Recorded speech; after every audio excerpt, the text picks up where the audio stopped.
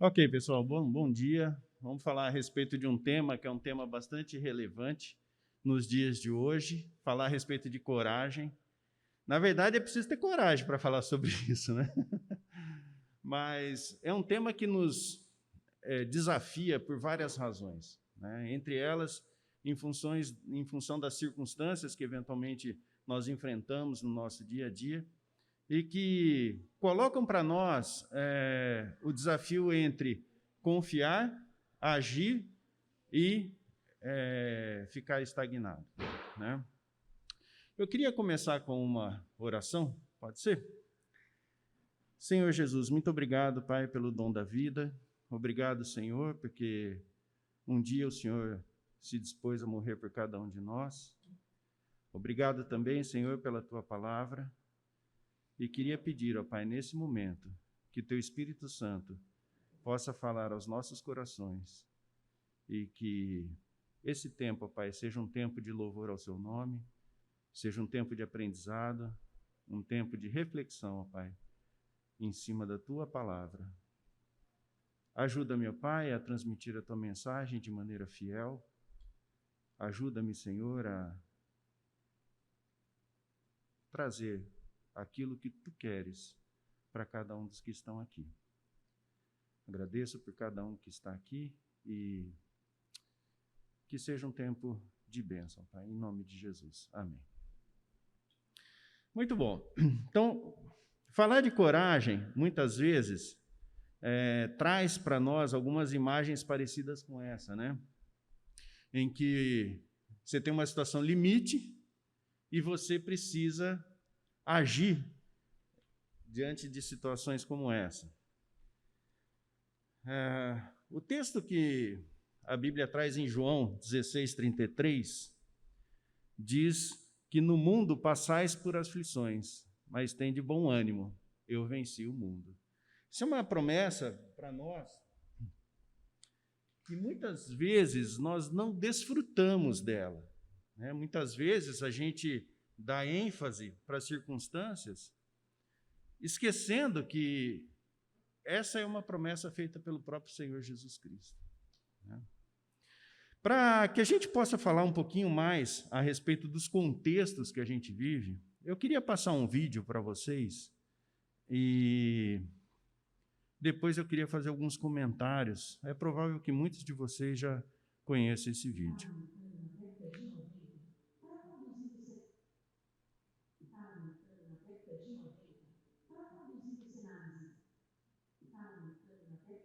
Está insistindo, né? Espera aí, deixa eu só pegar.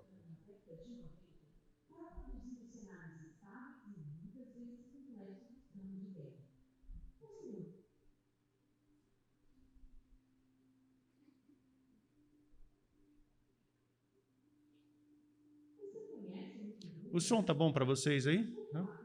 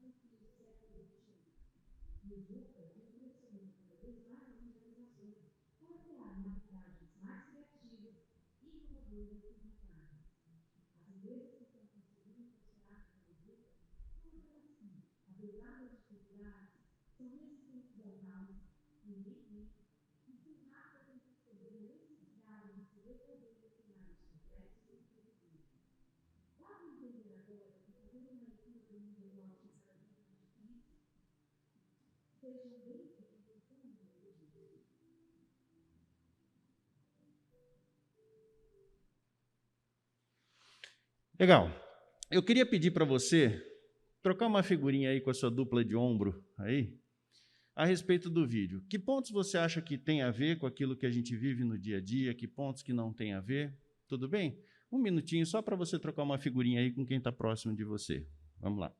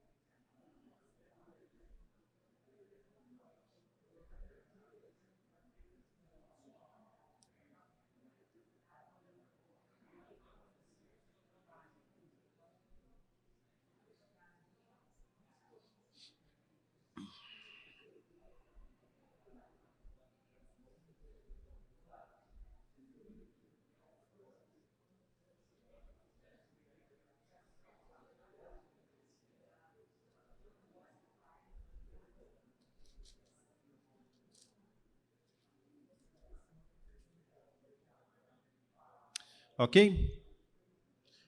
E aí, pessoal? O que esse vídeo tem a ver e o que esse vídeo não tem a ver com o mundo que nós vivemos hoje? Pontos que você concorda e pontos que você discorda. Vamos lá. O que esse vídeo retrata que você concorda? Alguém? Ninguém se arrisca? Vai lá.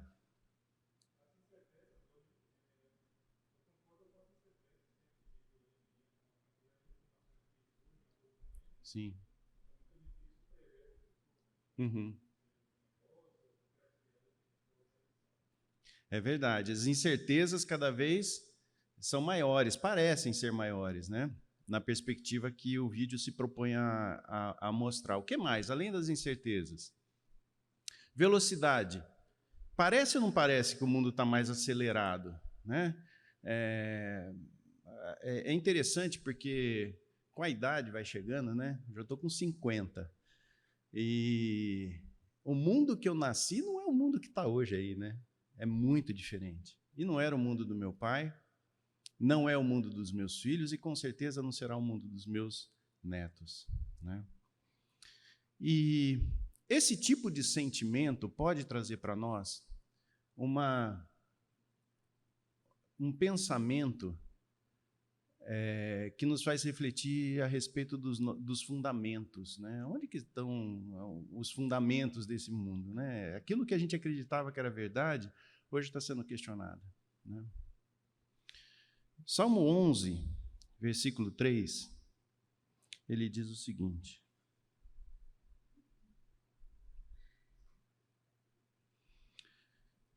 ora, destruídos os fundamentos, que poderá fazer o justo?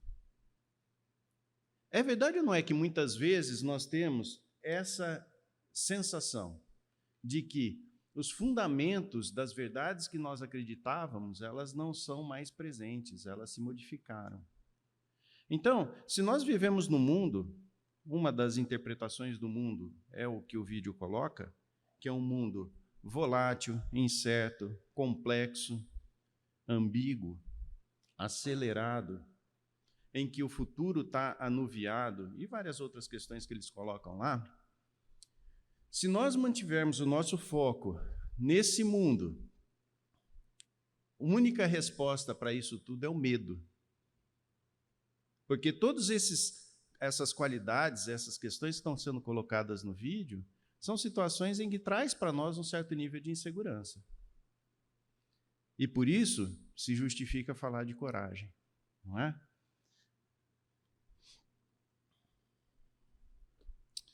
Bom, definição de coragem.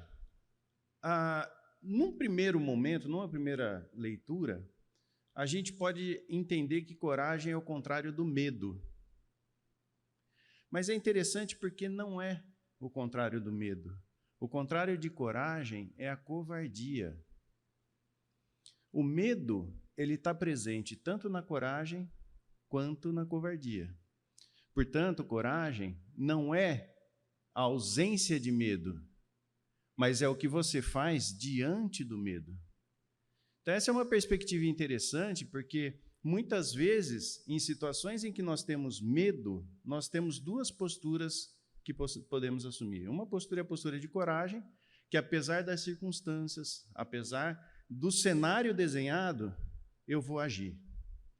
E a covardia é que, diante das circunstâncias, diante das situações, eu vou me paralisar, vou fugir, e aí tem várias opções para essa questão. Então, coragem, eu peguei uma definição de uma fonte que eu não gosto muito, mas, nesse caso, eu achei que ela traduz bem aquilo que a gente está discutindo aqui. Que a coragem é a capacidade de agir apesar do medo, do temor e da intimidação.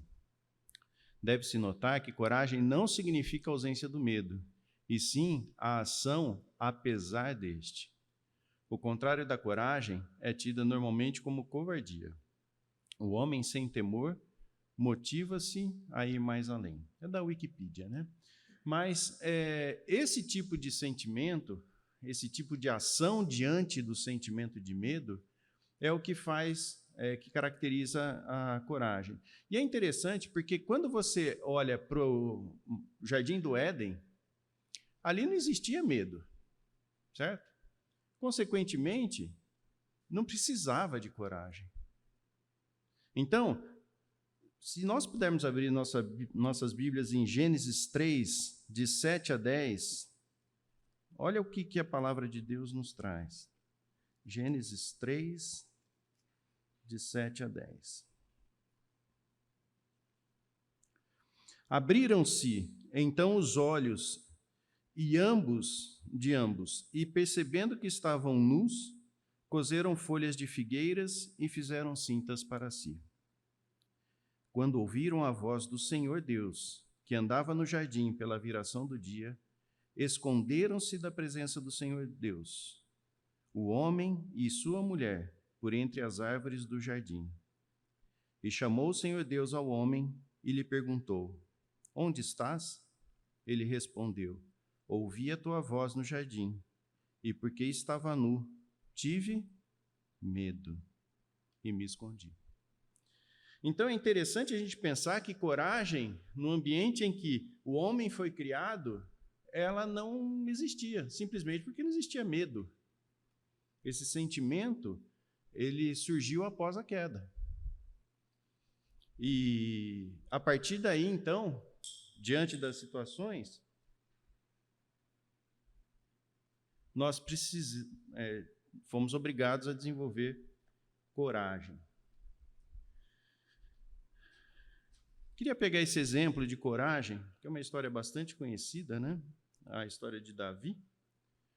E é um exemplo para nós, e acho que ele serve de base para falar a respeito do tema, né? Então, a história está em 1 Samuel 17, 16. Começa lá em 17, 16. Quem puder abrir. 1 Samuel 17. Ixi, o que eu fiz aqui? Apertei o Enter.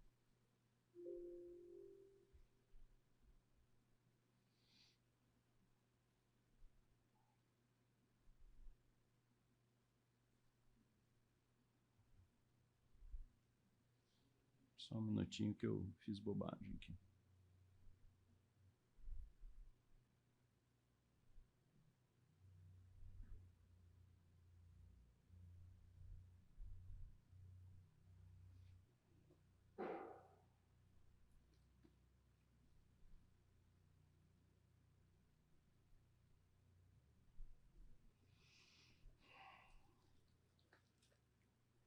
Então, 1 Samuel 17.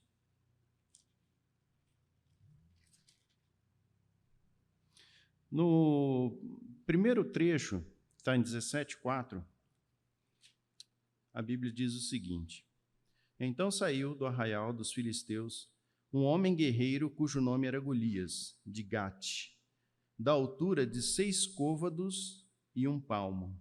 6 côvados e 1 palmo dá mais de 3 metros. Tá?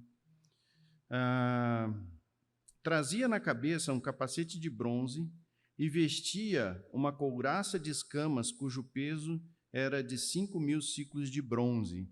5.000 ciclos de bronze, pelo que eu pesquisei, 57 quilos, mais ou menos.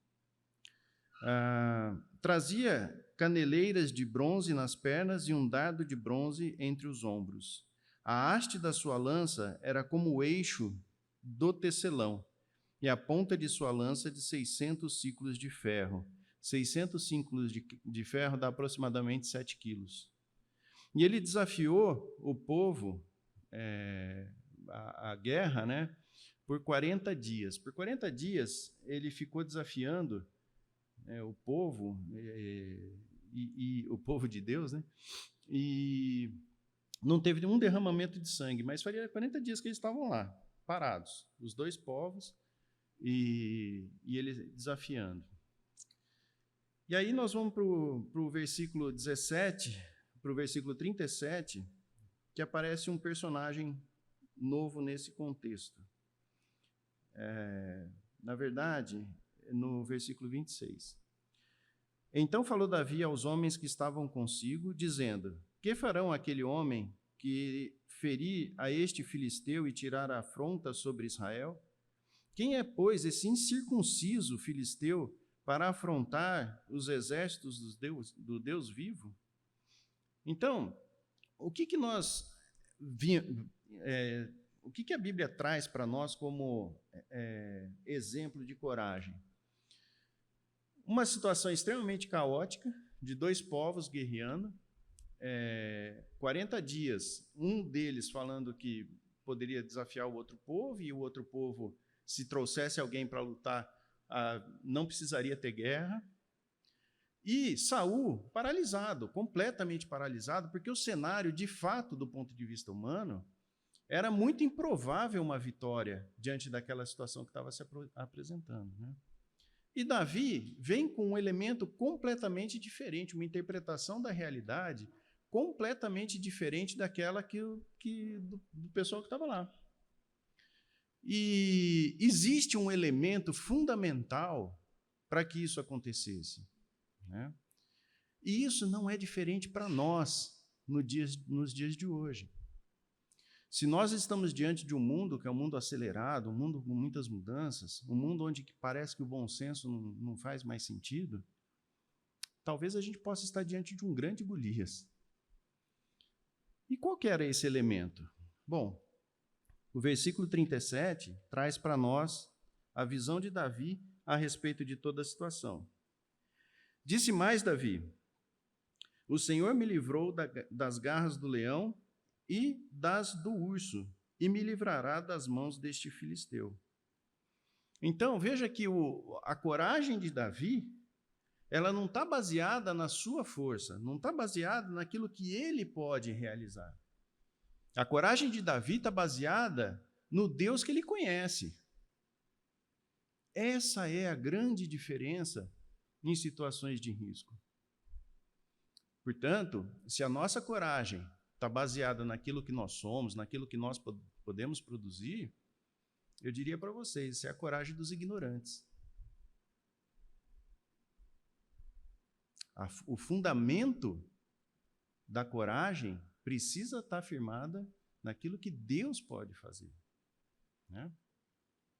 E é interessante porque no versículo 45, está tendo uma discussão entre Davi e Golias lá, né?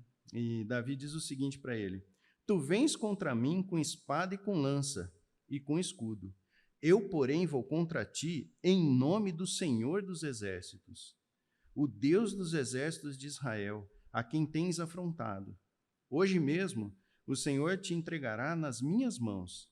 Ferir-te-ei, tirar-te-ei a cabeça e os cadáveres do arraial dos filisteus darei hoje, mesmo às aves dos céus e às bestas feras da terra. E toda a terra saberá que há um Deus em Israel. Saberá toda essa multidão que o Senhor salva, não com espada, nem com lança, porque do Senhor é a guerra, e ele vos entregará nas nossas mãos. Percebe? Em nenhum momento ele fala a respeito de si. A convicção de Davi diante daquela situação é uma convicção fundamentada em quem Deus é, e mais, gente, está fundamentada em quem ele é, porque ele sabe que ele, por si mesmo, não conseguiria vencer Golias, mas porque ele acredita num Deus, que é um Deus de milagres, que é um Deus maravilhoso, ele enfrenta toda essa situação com a certeza de que Deus estará com ele. Então, diante de situações da nossa vida que exigem coragem, a quem nós estamos recorrendo? A nós mesmos, ao nosso conhecimento, ao nosso dinheiro, aquilo que nós produzimos?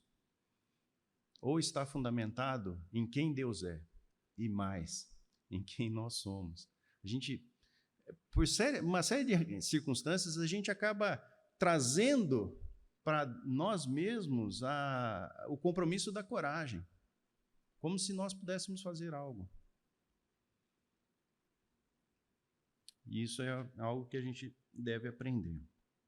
Agora, tudo bem, nós estamos falando de Davi, e aqui é falado a respeito da coragem que ele desenvolveu. Mas e quando essa coragem não está presente? Nós temos um exemplo na Bíblia. Oi, por favor.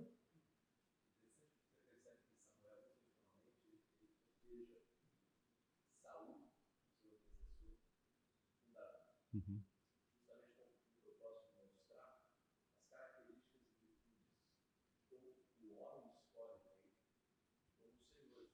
Sim. Uhum.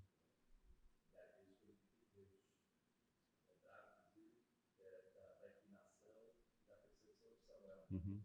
Sim.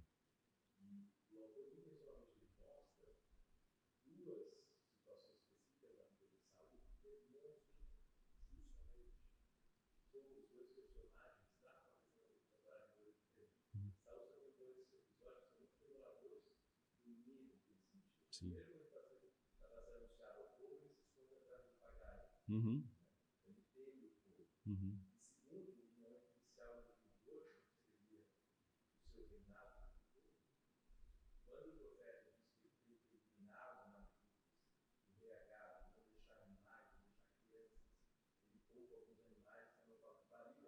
Uhum. É. Uhum.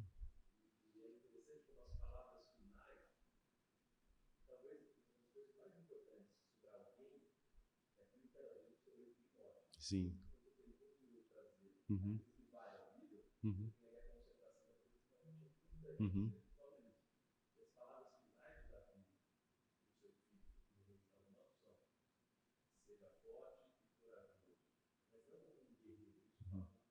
Uhum.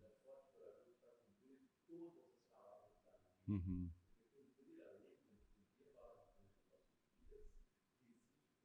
Muita coragem. Exato. Exato. Exato. Insegurança. Uhum. Uhum.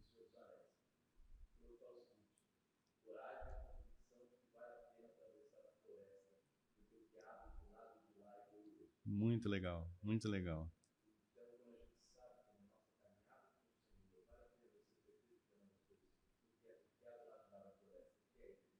Uhum. Uhum. Verdade. E como que isso, né, Alex? Ele vai produzir coragem na medida em que isso está diante dos nossos olhos, né? E não basta um conhecimento teórico, tem que ser uma convicção.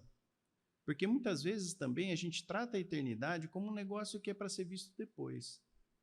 E a gente esquece que a eternidade começa hoje.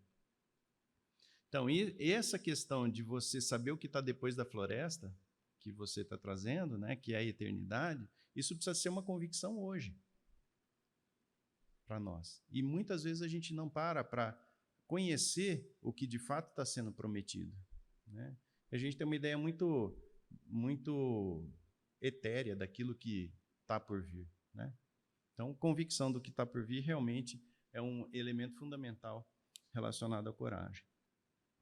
Bom, quando a gente olha para Timóteo, em 2 Timóteo, e eu queria que a gente refletisse um pouquinho sobre o que está escrito ali.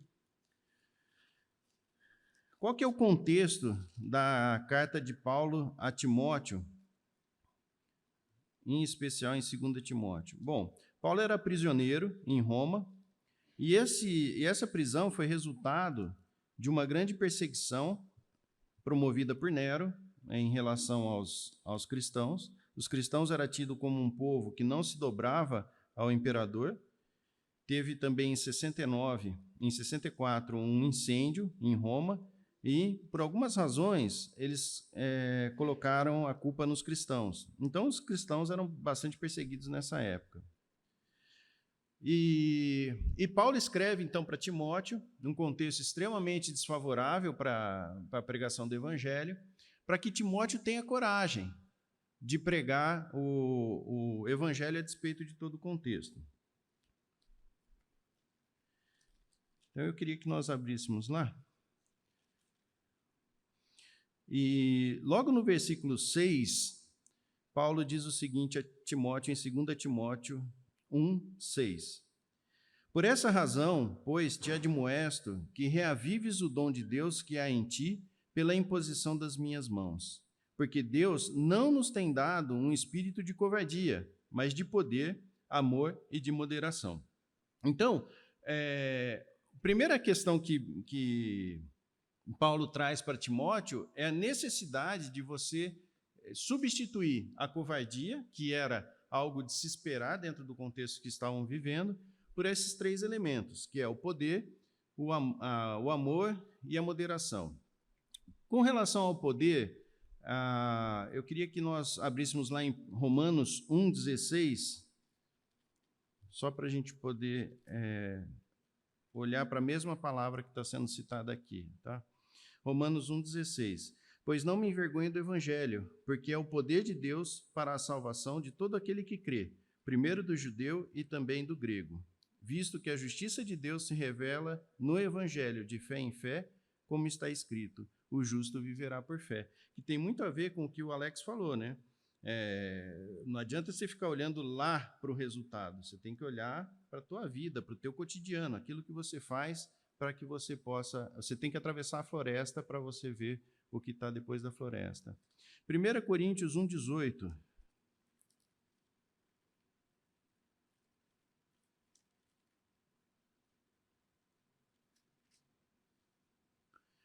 Certamente a palavra da cruz é loucura para os que se perdem, mas para nós que somos salvos, poder de Deus. Então, é com base nesse poder que nós temos que que desenvolver coragem. É com base num poder que não é nosso, mas é um poder que vem de Deus, para que a gente possa seguir em frente apesar das circunstâncias. O segundo elemento que ele traz para nós é o amor, que podemos ver em 1 João 4:18, é a mesma palavra.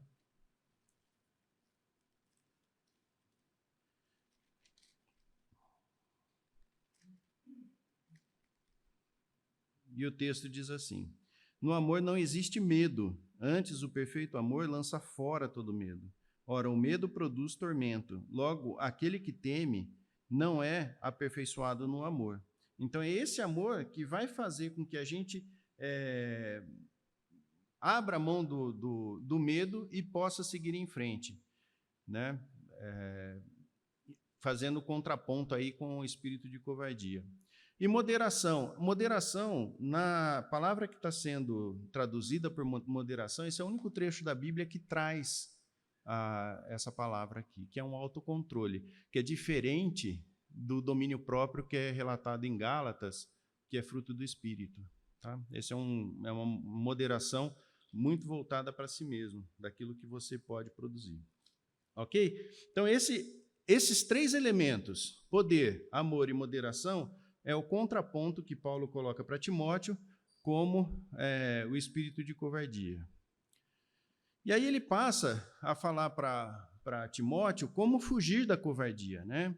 Então ele fala assim, não me envergonhe do evangelho, que está lá no 1:12, fortifique-se na graça que está em Cristo Jesus, que está no 2:11-13, dá testemunho a todos perante Deus, no 2:15, e disponha-te a realizar as obras. Então veja que, apesar do contexto, o que Paulo está sugerindo para Timóteo é extremamente desafiador.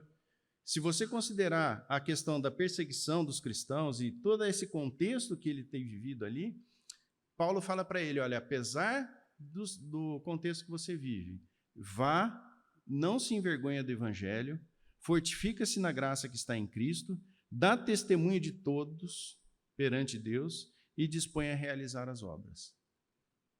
O contexto é desafiador? O mundo acelerado, o mundo VUCA? Mas ainda assim, vá e faça. E fortifique-se na graça que está em Cristo, né? Bom, uma característica do corajoso de Deus, né? Muitas vezes a gente associa o corajoso àquele guerreiro intrépido, né? Que talvez quem é da minha idade lembra lá dos filmes de faroeste, né? Que era o cara que tomava flechada, quebrava a flecha, seguia em frente. Mas olha a descrição do corajoso que Paulo traz aqui em 2 Timóteo 2, 24 a 26. Ao servo do Senhor não convém brigar, mas sim ser amável para com todos, apto para ensinar, paciente. Deve corrigir com mansidão os que lhe opõem, na esperança de que Deus lhe conceda o arrependimento, levando-os ao conhecimento da verdade, para que assim voltem à sobriedade e escapem da armadilha do diabo, que aprisionou para fazerem a sua vontade.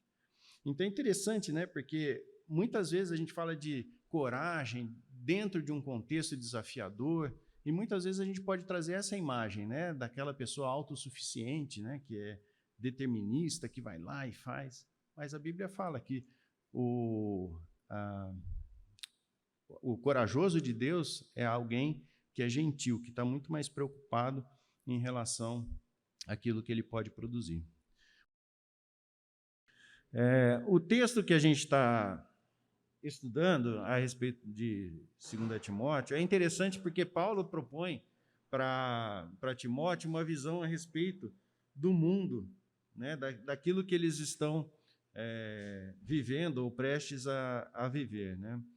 Então, quando a gente olha para o trecho de 2 Timóteo 3, de 1 a 9, ele traz uma descrição a respeito das pessoas, né, do mundo que vivem ali, e essa descrição ela é bastante impactante, né?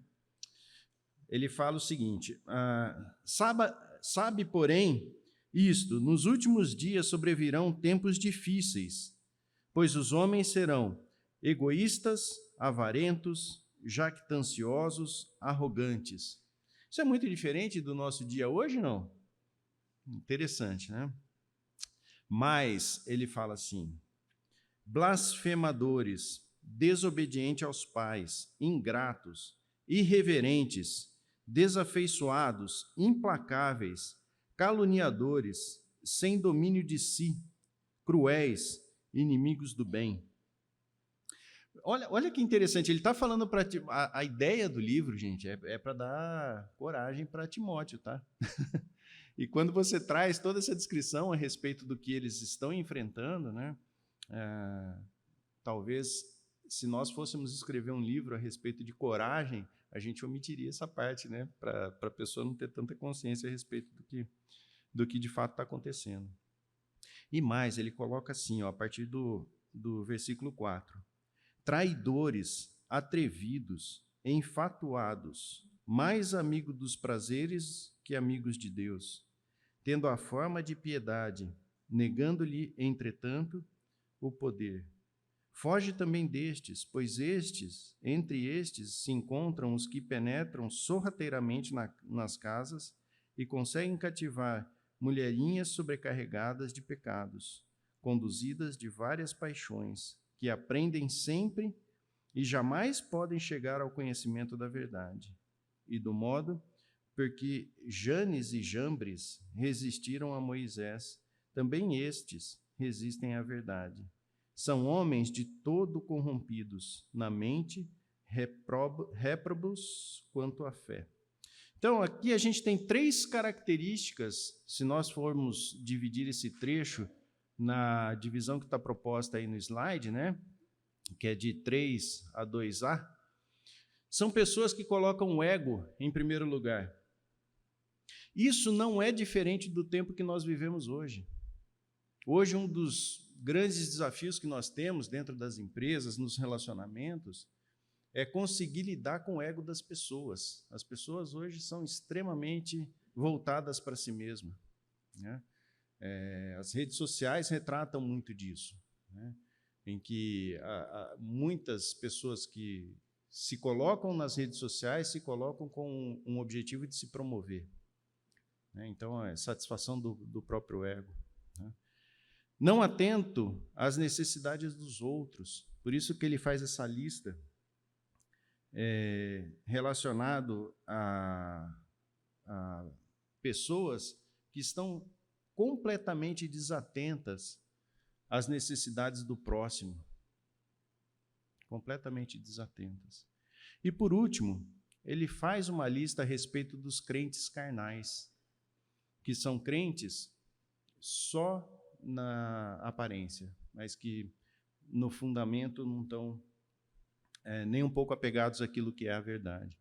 Então, são 3 tipos de pessoas que ele coloca como as condições do mundo e que nós devemos também estar bem atentos em relação a isso, porque no nosso contexto não é diferente daquilo que é tratado em 2 Timóteo.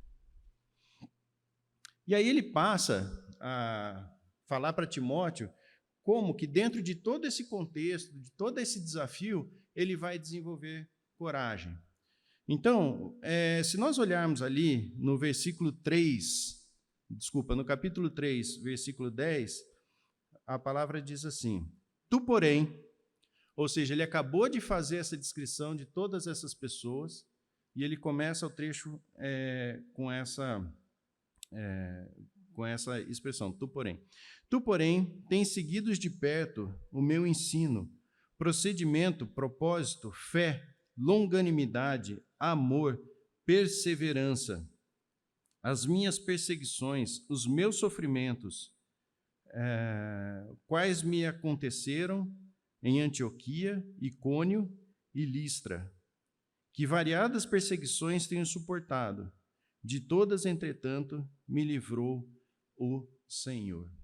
Então, um dos primeiros elementos que Paulo traz para Timóteo é justamente a proximidade de Timóteo em relação ao seu mentor.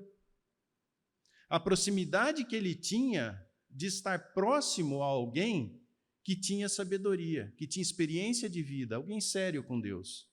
Então, se nós quisermos desenvolver coragem, um dos primeiros elementos é estar próximos de pessoas maduras na fé, pessoas que entendem aquilo que de fato é aquilo que Deus é e aquilo que eles são.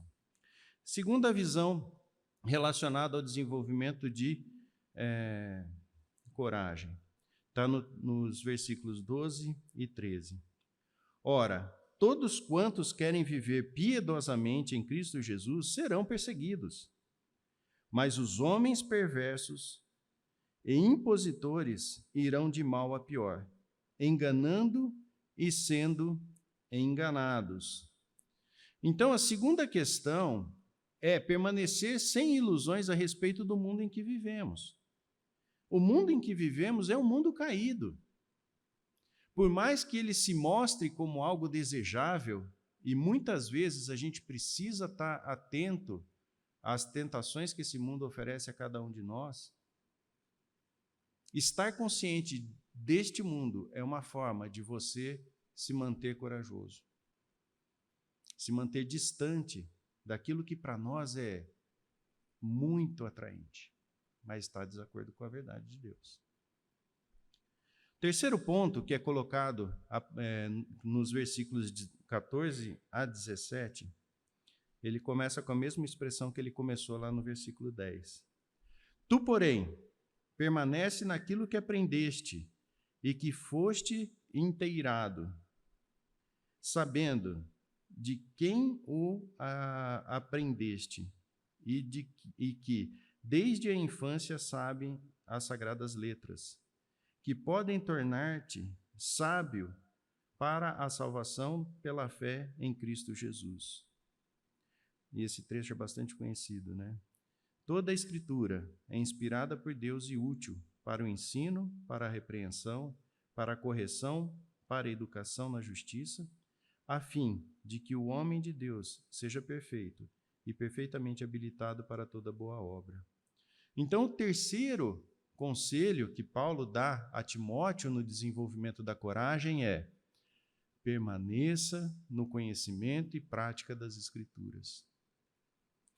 Primeiro, mantenha-se perto de pessoas maduras na fé, que podem te ajudar nessa caminhada. Segundo, tenha uma cosmovisão adequada a respeito do mundo em que vivemos. Terceiro, a palavra. A palavra deve permanecer nas nossas mentes como um filtro como algo a ser valorizado nas horas difíceis. E, por último, que ele fala a respeito da missão, ele fala assim: conjuro-te perante Deus e Cristo Jesus, que há de julgar vivos e mortos, pela sua manifestação e pelo seu reino. Prega a palavra, insta, quer seja oportuno, quer não. Corrija, repreende, exorta com toda a longanimidade e doutrina, pois haverá tempo em que não suportarão a sã doutrina. Pelo contrário, cercar-se-ão de mestres segundo as próprias cobiças, como que se sentindo coceira nos ouvidos. E se recusarão a dar ouvidos à verdade, entregando-se às fábulas. Tu, porém, sê sóbrio em todas as coisas, suporta as aflições, faze o trabalho de um evangelista, cumpre cabalmente o teu ministério. Esse é o quarto conselho, ou seja, diante de situações complexas, diante de situações de medo, vá em frente. Cumpre a tua missão. 4 conselhos para desenvolver coragem. Primeiro, é duro porque eu vou falar, não enxergo aqui, aí eu tiro o óculos porque eu não enxergo vocês. Então, primeiro conselho, mentores, permaneçam próximos de pessoas que podem te instruir a respeito daquilo que deve ser feito. Cosmovisão, permaneça o tempo todo exercitando aquilo que é o mundo em que vivemos. Cuidado com os riscos que o mundo nos oferece. Terceiro, a prática da meditação na palavra, o fortalecimento através da palavra. E, quarto lugar, vá em frente. Quer seja oportuno, quer não, cumpra a tua missão. Parece simples, mas nós sabemos que não é, não é? 4 conselhos dados a Timóteo. Agora, quais são as situações que exigem coragem no nosso dia a dia? Nós podemos lembrar de várias situações descritas na Bíblia que falam a respeito de medo e coragem, né? Primeiro, diante do desconhecido, né? Daniel, quando a gente... Podemos abrir lá, Daniel 2, 12 a 16.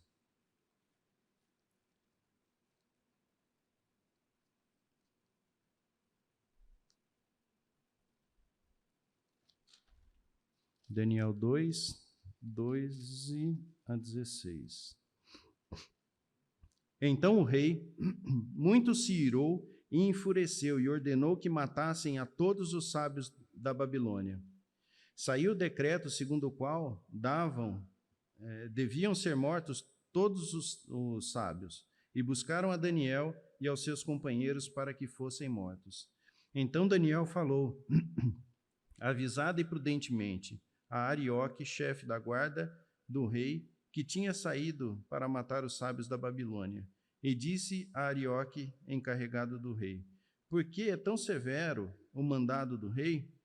Então Arioque explicou o caso a Daniel. Foi Daniel ter com o rei e lhe pediu designasse o tempo e ele revelaria ao rei a interpretação. É uma situação diante do desconhecido, né? E muitas vezes, quando a gente está diante do desconhecido, a tendência nossa é temer. É muito interessante porque o Luiz fala muito isso, o Luiz Niscado, ele fala, ele tem essa frase num dos livros dele que eu acho muito interessante. Somos seres que desenham cenários o tempo todo. Sempre que acontecimentos se apresentam de maneira diferente do que pensamos, ficamos perplexos. Então, assim, a gente o tempo todo está desenhando cenário do que vai acontecer amanhã, do que vai acontecer daqui uma semana, do que vai acontecer daqui um mês. Toda vez que esse cenário, a realidade não bate com esse cenário, a gente fica perplexo. E aí, a tendência é que a gente se paralise diante dessa novidade, né? Muitas vezes sem trazer à mente de que, de fato, quem realiza é Deus, né? Então, diante do desconhecido, é uma das situações em que a gente pode sentir medo e que a gente vai precisar lançar mão da coragem. A segunda situação são situações que nós não controlamos, que nós falamos já no início do estudo a respeito de Davi. Davi não tinha controle absolutamente nenhum daquilo que estava acontecendo ali. E em situações assim, muitas vezes a gente se sente com medo, né? E são situações da vida prática, né? Por exemplo, a decisão de emprego, para onde você vai, você não controla essas situações. E isso pode trazer o medo. E também situações de perda iminente. E aí é o trecho que está em Gênesis 22, 9 a 12, que é quando Abraão vai oferecer seu filho, Isaque. Gênesis 22, de 9 a 12. O texto diz assim: Chegaram ao lugar que Deus lhe havia designado, e ali edificou Abraão um altar. Sobre ele dispôs lenha, amarrou Isaque, seu filho, e o deitou no altar acima da lenha.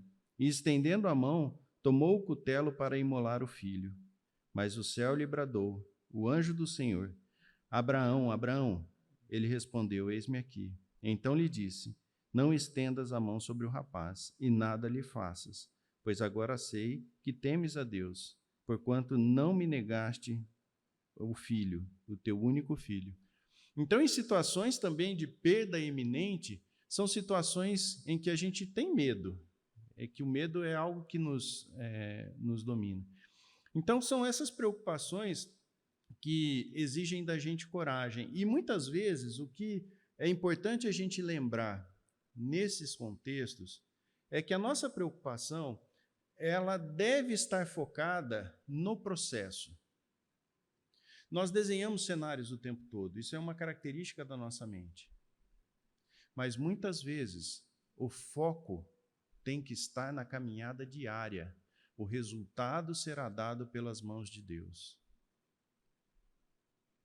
Muitas vezes, quando a gente está diante de decisões, essas decisões são difíceis porque a gente quer decidir por aquele caminho que trará o cenário que nós imaginamos. Exemplo, quando você vai escolher sua profissão, muitas vezes você quer escolher o caminho que vai te levar para o sucesso, né? Então, qual que é a preocupação nesse caso especificamente? Você está preocupado com o resultado, não é? Quando, na verdade, o que importa é o dia a dia. É lógico, né, gente? Nós temos que fazer planos, nós temos que tomar decisões, mas a preocupação, o foco de toda a energia a ser gasta é no caminhar. Isso é viver por fé. Quantos de nós já viveram situações em que, olha, a Bíblia manda fazer isso, mas isso está tão distante daquilo que o mundo diz que é melhor, e essa insegurança vem para nós de uma forma bastante intensa. Um exemplo, educação de filhos.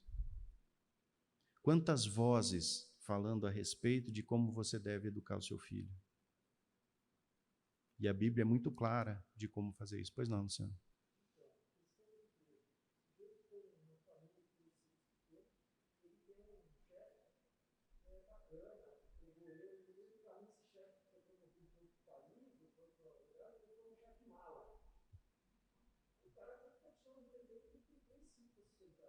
Uhum.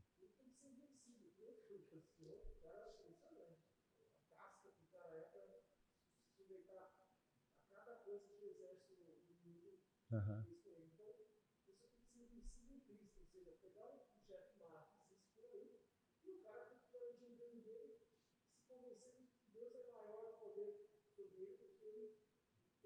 Uhum.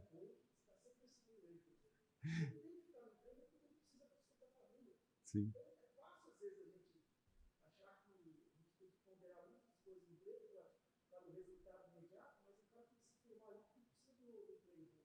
Sim. O Luciano está colocando, Luciano, até para registrar para o vídeo, né? Situações em que você vivia num emprego aparentemente estável, com um bom chefe, e de repente esse chefe vai para um outro lugar, é promovido e tal, e você acaba tendo um chefe mala, né? Isso traz insegurança, né? E aí você tem que decidir. Ele colocou um contexto onde você precisa sustentar a sua família. E, de fato, existem situações que são assim, né?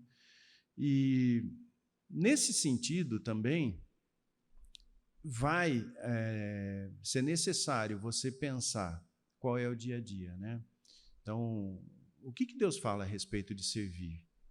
Mesmo na posição de empregado, né? A Bíblia é muito rica em princípios relacionados ao trabalho.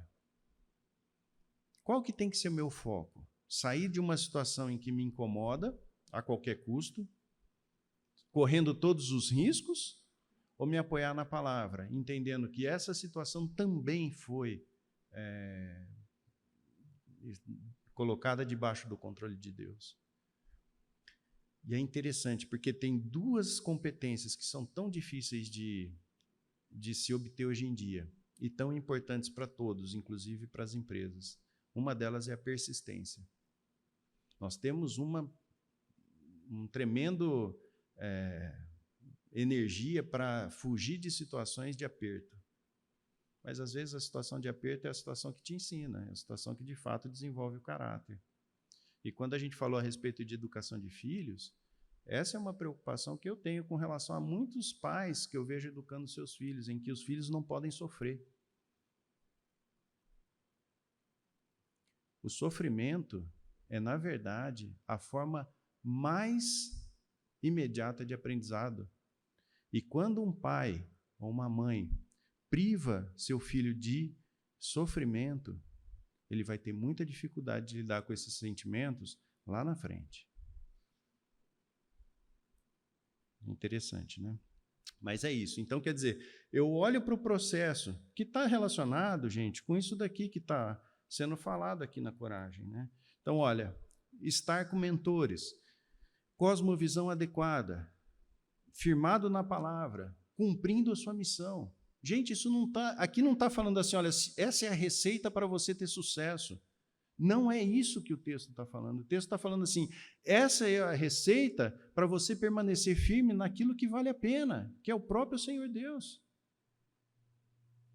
Eu já vi situações em que as pessoas fizeram talvez aquilo que era o esperado, aquilo que era do ponto de vista humano e talvez até do ponto de vista cristão, o correto, e o resultado não foi o resultado que elas gostariam. Porque o resultado não vem de você, o resultado vem de Deus. Isso precisa ficar muito claro. Nós nos preocupamos com o resultado e muitas vezes esquecemos do processo, de firmar as nossas decisões e nossas ações e nossos comportamentos naquilo que a palavra fala. Porque dá trabalho.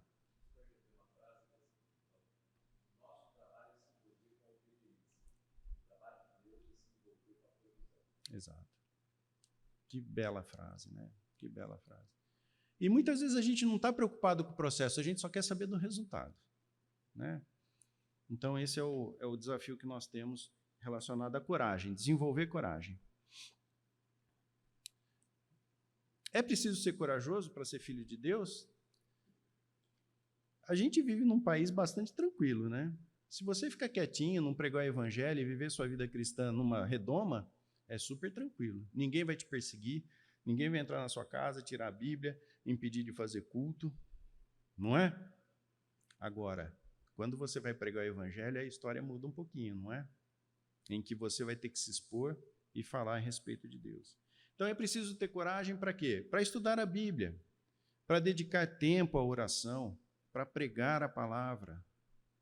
Quantos de nós, muitas vezes, com receio daquilo que pode acontecer no nosso trabalho, a gente deixa de ter o nosso tempo com Deus? Por quê? Porque eu tenho que resolver um problema grave, eu tenho que fazer uma reunião que é muito importante. Isso é ter coragem. É ter coragem de saber que aquilo que você de melhor podia fazer, você já fez, e que agora está na hora de você dedicar tempo a Deus, porque não porque Deus precisa de você, longe disso. É você que precisa dele. Você que precisa permanentemente se ajustar àquilo que Deus tem para falar para você. Então, estudar a Bíblia precisa de coragem. Quantos de nós, às vezes, na hora de estudar a Bíblia, dá aquela preguiça? Fala assim, vou dormir só um pouquinho, né? E aí dorme mais do que o tempo que estava programado. Então, é preciso ter coragem para ser filho de Deus. Se dedicar à oração, separar tempo para isso. É preciso ter coragem. E em situações em que você precisa ter coragem, quem são seus mentores? Qual é a tua cosmovisão a respeito daquilo que você está fazendo? O que a Bíblia diz a respeito disso? Qual é a sua missão? É preciso ter coragem para ser marido ou esposa? Precisa ou não? Precisa, né? Quem está acompanhado aqui não vai falar nada, né? Esse é aqueles momentos que você não pode mostrar uma reação, né? Senão dá problema. É preciso ter coragem para viver a vida comum do lar? Sim, é preciso ter coragem. Tem muitos homens, e hoje em dia acho que muitas mulheres, que evitam voltar para casa. Porque viver a vida comum do lar exige coragem. Assumir responsabilidades em relação à própria casa. Apoiar um ao outro, é preciso ter coragem. É preciso ter coragem para abrir mão de si em favor do outro, independente da resposta do outro. É preciso ter coragem para desenvolver cumplicidade. E desenvolver cumplicidade é algo que exige esforço, não é algo que acontece naturalmente. Nesse contexto, quem são seus mentores? Quem que está te apoiando em relação ao teu casamento, né? Qual é a cosmovisão que você tem desenvolvido a respeito do próprio casamento? Será que é uma cosmovisão de acordo com aquilo que a Bíblia fala? Ou é uma cosmovisão a respeito daquilo que o mundo fala? O que a Bíblia tem a dizer a respeito disso? Qual é a sua missão? Homens, líderes espirituais da casa. É preciso ter coragem para isso? Muita coragem. Na minha vida, eu tive o privilégio de ser genro do Valentim e da Priscila. Privilégio. Talvez a gente conseguiu alguns atalhos aí para desenvolver a vida de marido e mulher, né? Mas o tempo todo surgiam problemas e a gente buscamos ajuda com muita gente. Quem são seus mentores? Qual é a sua visão? O que a palavra diz a respeito? Siga em frente, faça a sua missão. É preciso ser corajoso para ser pai e mãe? Muita coragem, né? Existem questões que são evidentes para quem já passou por essa fase com mais tempo. Hoje o Tiago está com 21, a Thaís está com 19, o Tomás está com 14. Né? Então a gente já viveu muito e estamos longe de ser alguém que é autoridade no assunto, mas algumas experiências nós temos. Né? E era interessante porque desde o início nós tomamos a decisão de disciplinar nossos filhos. Né? E a primeira vez que a minha mãe estava em casa e que o Tiago aprontou, imagina, né? O Tiago, primeiro neto dos dois lados, né? E ele aprontou alguma coisa lá e a Débora pegou e foi disciplinar o Tiago. Minha mãe foi embora de casa. Demorou um tempo para ela voltar. Falou, mas nunca posso admitir que vocês vão bater no Tiago. Né? E engraçado que em mim ela batia, mas no Tiago não podia. Há um tempo atrás eu tive a oportunidade de conversar com os três e uma das questões que eu falei com eles foi a respeito do quão rígido nós fomos na educação deles, né? E é interessante porque a resposta dos três foram, olha, vocês foram na medida. E isso é graça, gente. Isso é graça. Não é mérito nosso.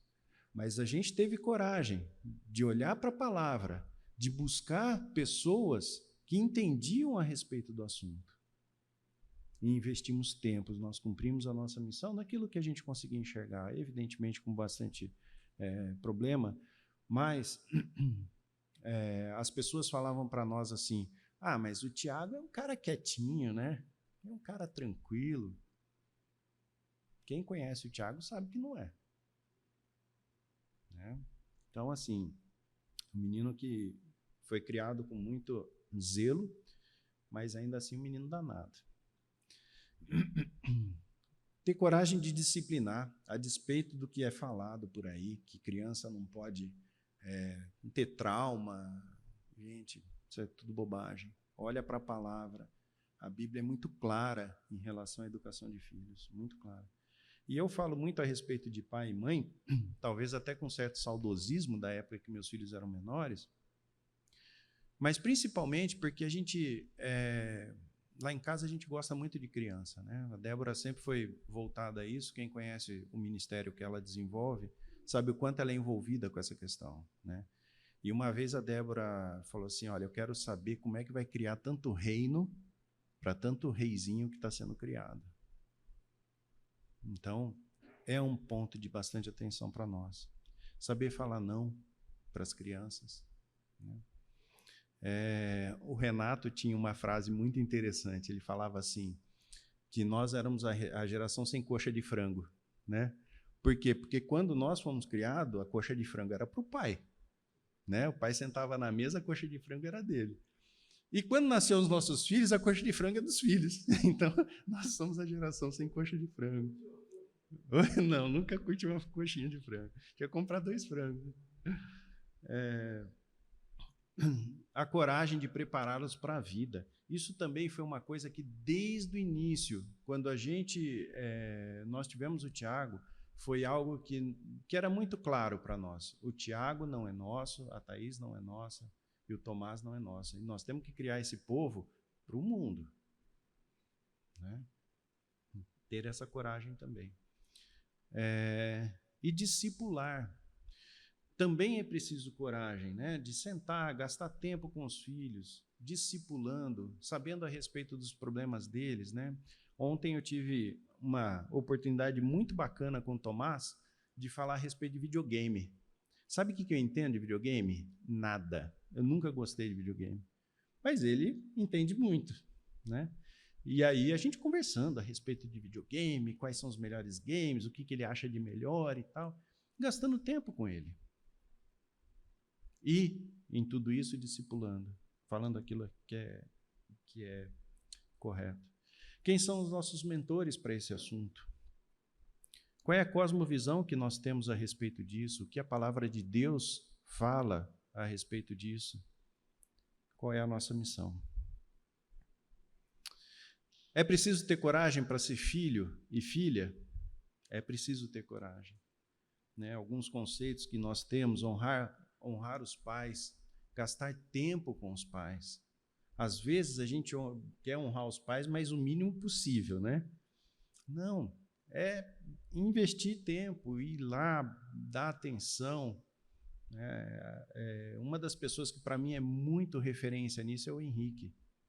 O Henrique, a avó dele, tem 92 anos, está numa clínica, tem pouca consciência a respeito do mundo, mas ele vai sempre na casa da avó dele. E é legal porque é perto da minha casa, onde ela fica, né?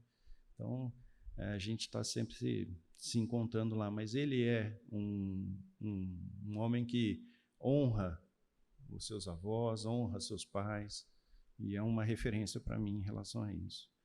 Dar atenção, investir tempo, estar presente.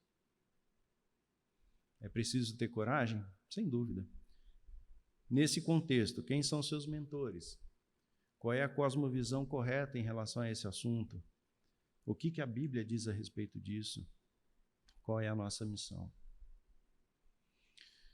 Coragem para ser mordomo. Mordomo aqui eu estou colocando toda aquela parte que envolve profissão, finanças, dinheiro, tá certo? É essa parte da nossa vida aí que está relacionada com o sustento, né? Ser excelente no trabalho. É interessante porque eu vivi uma vida de consultoria durante alguns anos, né? E numa das consultorias tinha um cristão que falava assim para mim: olha, eu contrato todo mundo, menos crente. Eu falei, mas, pô, irmão na fé? Ele falou, só que o pessoal acha que porque é irmão na fé, pode vir aqui e ficar sem trabalhar. Gente, qual que é o conceito que a Bíblia traz a respeito de quem nós somos como profissionais? Nós temos que trabalhar como se fosse para Deus. O padrão é muito maior do que isso. Mas, em especial, essa pessoa falava num contrato crente, e ele era crente. Manter o testemunho o tempo todo. Esses dias eu vivi uma situação lá na empresa que eu cheguei, a menina que trabalha comigo no RH, ela é cristã também, né? E aí a gente estava conversando lá, tinha uma situação, eu falei, fala tal coisa para fulano, né? E aqui, né, trabalhando e só... Aí eu falei, peraí, isso é mentira. Ela deu risada, né? Eu falei, nossa, é mentira, peraí, não podemos falar isso não, né? E para ela ela é recém-contratada, né? E ela falou esse dia, ela falou assim, pô, é muito interessante você trabalhar com alguém que leva a sério, né, aquilo que a Bíblia diz, né? E a gente, às vezes, escorrega, né? Mas tomou consciência, está errado? Vai lá, corrige a sua postura, né? Manter o testemunho o tempo todo, ser um bom líder. Tem líderes cristãos que são terríveis, opressores, falam de maneira inadequada com seus liderados. Então, se existe, por um lado, pessoas que trabalham e que não se dedicam da forma como deveriam se dedicar, por outro lado, quem exerce uma posição de liderança, uma posição de gestão, também tem compromissos com relação à Bíblia, com relação àquilo que devem fazer. Aplicar os princípios de mordomia em relação às finanças, né? A Bíblia é rica nesse assunto de finanças. Dizer não a gastos incompatíveis com a renda. Então, é um assunto que também tem a sua dose de coragem. E quem são os nossos mentores? Qual é a cosmovisão correta? A palavra, o que ela fala a respeito disso? Qual é a nossa missão? Nesse assunto em especial, eu tenho o João Galhardi, ele é um dos caras que eu sempre busco para falar a respeito de profissão. A gente tem uma reunião toda semana em que eu falo para ele a respeito de alguns problemas e ele me ajuda muito em relação a isso, né? Então, tem pessoas que são referências para você. A coragem de ser servo dentro da igreja, né? Desenvolver os nossos dons dentro da igreja, dispor-se a servir com excelência. Então, são oportunidades que Deus dá para nós para que a gente possa servir aqui dentro.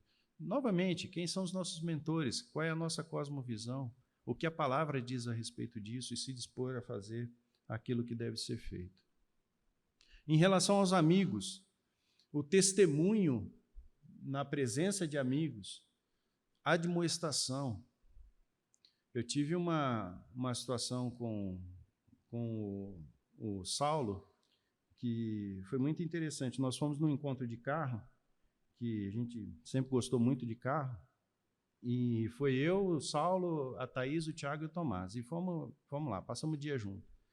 No dia seguinte, ele chamou e falou assim, ô Maurício, você reparou que você não dá atenção para a Thaís?